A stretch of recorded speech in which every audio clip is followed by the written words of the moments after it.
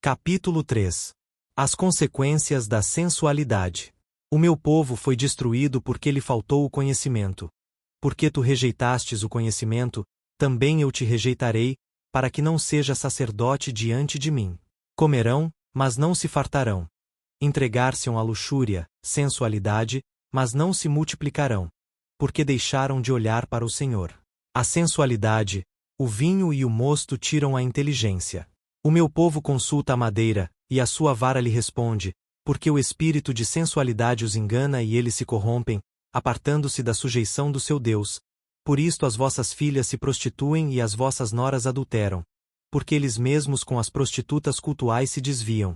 E, com as meretrizes sacrificam. Pois o povo que não tem entendimento será transtornado. Oséias 4:6-14. A presença de entidades demoníacas. Antes de explorarmos os efeitos da sensualidade, é essencial compreender que não se trata apenas de comportamento humano, mas de uma influência espiritual demoníaca. Oséias esclarece a personificação desta influência. O espírito de sensualidade os engana. É, portanto, uma entidade espiritual com personalidade própria. Um exemplo real ocorreu quando evangelizamos um rapaz que se prostituía próximo à igreja.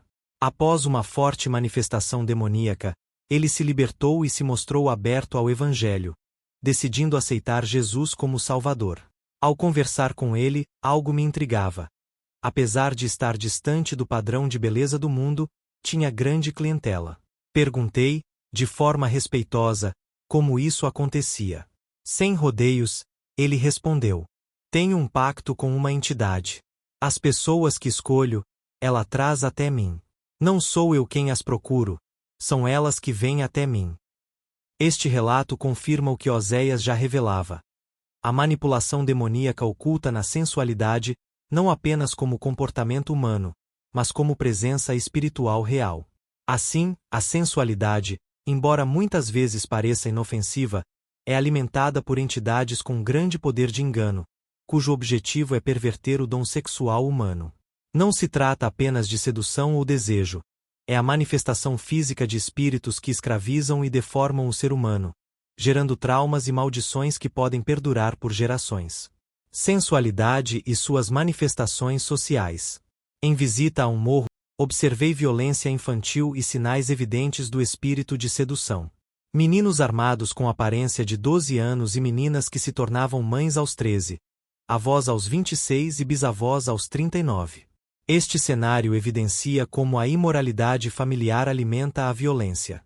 Fiquei também impressionado com a quantidade de pessoas usando guias espirituais ao redor do pescoço, revelando, de forma concreta, a ação do mundo espiritual naquela realidade.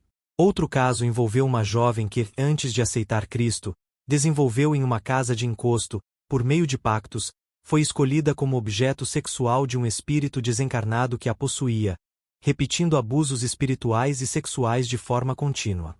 O poder de perversão do espírito de sensualidade é extremo.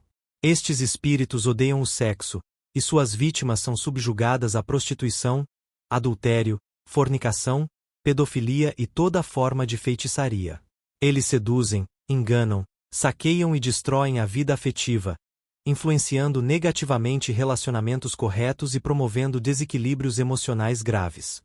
Muitos casos de imoralidade extrema e homicídios cometidos por maníacos sexuais podem ser melhor compreendidos à luz dessa manipulação espiritual. O endemoniamento frequentemente acompanha vínculos com satanismo, ocultismo e outros. Quando a sensualidade se torna idolatria. Oséias também revela que a sensualidade atua como um ídolo. Quando alguém deposita confiança em um ídolo, ocorre troca de identidade. A pessoa assume características do ídolo e se torna insensível. O meu povo consulta a madeira, e a sua vara lhe responde, porque o espírito de sensualidade os engana e eles se corrompem. Salmos 135:18. Tornando-se embrutecidos e insensíveis. A sensualidade torna-se pecado quando um sentimento é idolatrado, ocupando o lugar de Deus na vida do indivíduo.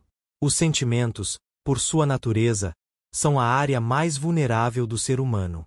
Uma derrota emocional pode levar a engano e idolatria, como alerta Jeremias 17:9. Enganoso é o coração, mais do que todas as coisas, e perverso. Quem o conhecerá? O espírito de sensualidade explora essas fragilidades, influenciando emocionalmente em detrimento de princípios, valores e promessas divinas, promovendo rebelião, apostasia espiritual, divórcios e abandono familiar.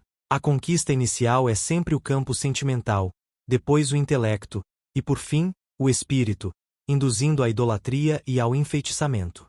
Este processo explica por que conselheiros e pastores enfrentam desafios enormes com pessoas que idolatraram sentimentos amorosos, levando-as a descumprir princípios e compromissos, abandonar a obra de Deus e negligenciar seu chamado.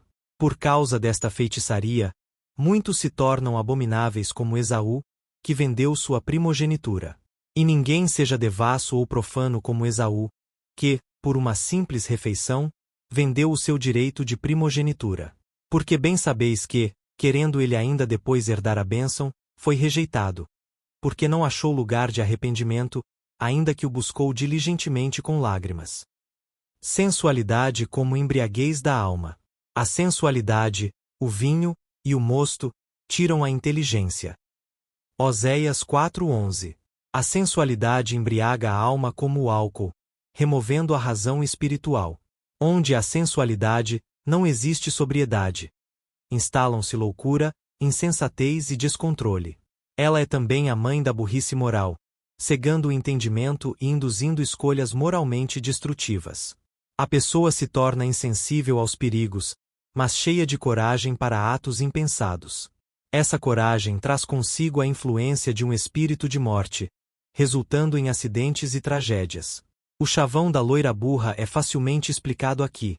Não se trata da cor do cabelo ou gênero, mas do bloqueio à verdadeira sabedoria, consequência de uma vida entregue à sensualidade. Uma das piores consequências da sensualidade é a inconsequência. Ela gera, na alma das pessoas, o mesmo desenfreio que o álcool provoca na razão humana. Uma pessoa embalada pelo espírito de sensualidade é como um ébrio espiritual, um tonto desnorteado desprovido de juízo e bom senso, um bêbado, inconsequentemente à beira de cometer asneira, pecando contra a sua própria vida. Seduziu-o com as muitas palavras, com as lisonjas dos seus lábios o arrastou. E ele num instante a personificação do espírito de sensualidade, segue, como o boi que vai ao matadouro, como o servo que corre para a rede, até que a flecha lhe atravesse o coração, como a ave que se apressa para o laço, sem saber que isto lhe custará a vida. Provérbios 7, 21 ao 23. A ilusão que surge do coração. O engano que vem de dentro. A falta de inteligência espiritual imposta pela idolatria dos sentimentos e prazeres sexuais traz consigo um estigma de engano. Este texto também especifica o engano na sua forma mais abrangente. Ausência de conhecimento. O meu povo foi destruído porque lhe faltou o conhecimento, porque tu rejeitastes o conhecimento. Oséias 4:6. Ausência de inteligência. A sensualidade, o vinho e o mosto tiram a inteligência. Oséias 4:11. Ausência de entendimento, pois o povo que não tem entendimento será transtornado. Oséias 4:14. Porque tu rejeitastes o conhecimento. Esta é a raiz do engano. Existe um engano que vem de fora e outro que vem de dentro. Jesus falou sobre este engano que procede do coração. Pois é do interior, do coração dos homens, que procedem os maus pensamentos, as prostituições, o engano. Todas estas más coisas procedem de dentro e contaminam o homem. Marcos 7, 21 e 22. Vamos mencionar algumas plataformas que esclarecem como alguém acaba rejeitando o conhecimento. Desprezo pelo entendimento. Ignorância significa trevas, e por isto, é um território sob a jurisdição de demônios. Satanás é o príncipe das trevas. Ele impera na ignorância. Ignorância voluntária é ainda mais grave. Ela reside no pecado de negligenciar a busca pelo reino e a justiça de Deus em primeiro lugar. É quando viramos as costas para a palavra de Deus e para o Espírito Santo. Fechamos os nossos olhos para a luz. Alguém já disse que, enquanto o mundo dorme nas trevas, a igreja dorme na luz. Não examinamos as Escrituras e não permitimos que as Escrituras nos examine. Conformamo-nos com a rotina religiosa e algumas tradições. Estas mesmas tradições nos fazem invalidar os mandamentos de Deus. Com isto, começamos a cair em grandes erros como Jesus afirmou. Errais, não conhecendo as Escrituras, nem o poder de Deus. Mateus 22, 29. 2. Desprezo pela disciplina. Rejeitamos o conhecimento de Deus cada vez que desprezamos a sua correção. Endurecemo-nos conscientemente contra a verdade, inspirados pelo orgulho e por feridas. Persistimos em nos justificar, quando sabemos que nossa atitude é espiritualmente reprovada. Isto debilita a nossa consciência, que é a porta de acesso em nossas vidas para o ministério do Espírito Santo. Uma obstinação implacável pode sutilmente se instalar, e a consequência disto é crer na mentira. Esta operação do erro, descrita por Paulo, vem por não recebermos o amor à verdade, o que impõe um caminho espiritual de autodestruição. E por isso Deus lhes envia a operação do erro, para que creiam na mentira, para que sejam julgados todos os que não creram na verdade, antes tiveram prazer na injustiça. Segundo Tessalonicenses 2, 11 e 12. 3. Ignorar o julgamento divino. Ignorar as consequências do nosso pecado apenas piora as coisas. Cada vez que desprezamos o juízo de Deus, estamos acionando uma bomba relógio nas nossas vidas. Será apenas uma questão de tempo, e o nosso pecado nos achará, trazendo reveses repentinos e irreversíveis. Aquele que, sendo muitas vezes repreendido, endurece a cerviz, será quebrantado de repente sem que haja cura. Provérbios 29, 1.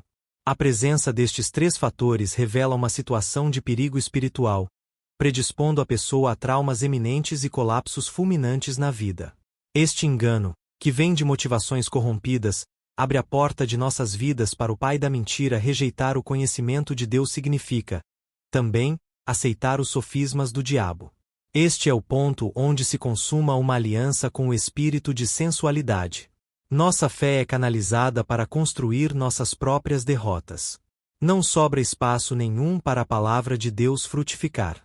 A sensualidade traz uma infestação demoníaca, cujos sintomas latentes são uma profunda e constante insatisfação, além da esterilidade. Comerão, mas não se fartarão. Entregar-se-ão à luxúria, sensualidade, mas não se multiplicarão. Portanto, nada é gerado, os projetos fracassam, as amizades acabam, os relacionamentos são asfixiados pela possessividade, as alianças são quebradas, as profecias cessam, toda a visão perece, a esperança é cortada e a vida passa a ser uma grande frustração.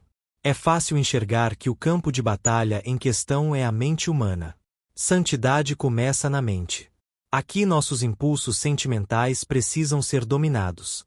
O Espírito Santo quer nos auxiliar a reagir nesta profundidade. Jeremias nos deixa um desafio em relação à nossa vida de pensamentos. Lava o teu coração da malícia, ó Jerusalém, para que seja salva. Até quando hospedarás contigo os teus maus pensamentos? Jeremias 4:14. A resposta a esta pergunta é um ponto decisivo na batalha espiritual.